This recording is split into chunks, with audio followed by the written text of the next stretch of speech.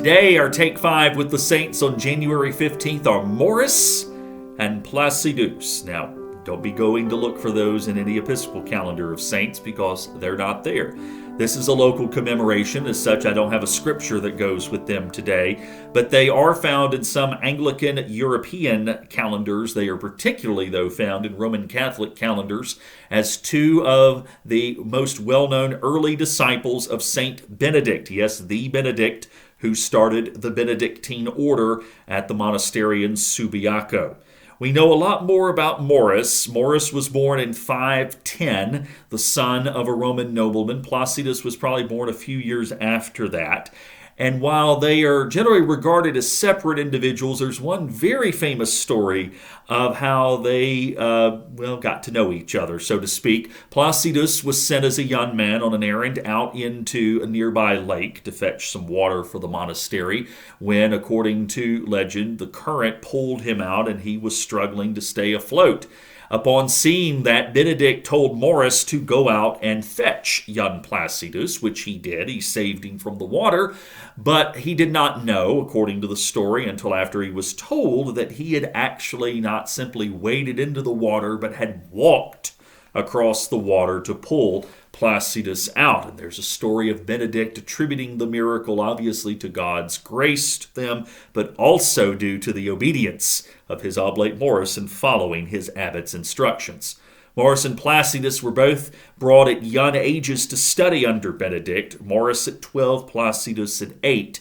Placidus, we know, became one of Benedict's closest disciples at a young age. We don't know much about his adult age, but just simply know that he was mentioned quite frequently in some of Benedict's records that have survived to this day.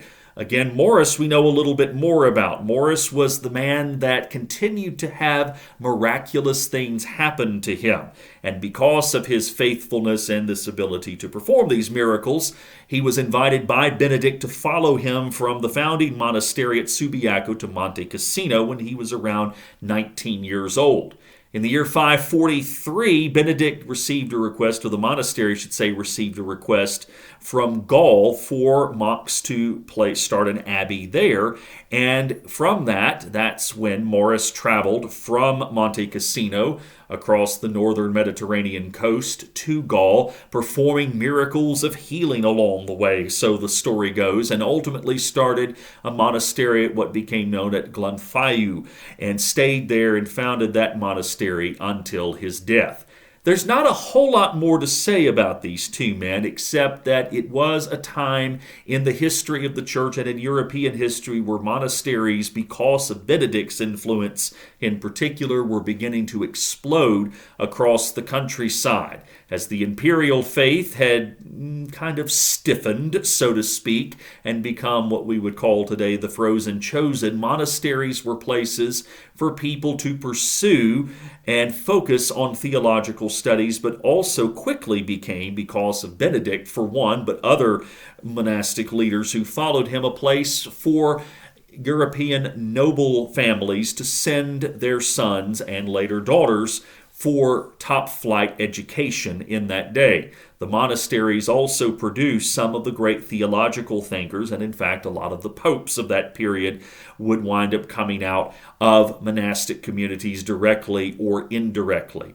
And so we remember Maurus and Placidus today of people who are known to us mostly through legend, but one of the great things we can remember about them today, beyond the miracles and all of those stories, is their faithful obedience to the call to submit themselves to the study of Scripture, of theology, and in a way to respect the authority of the church while still feeling the freedom to exercise their own ministry as they felt called to do.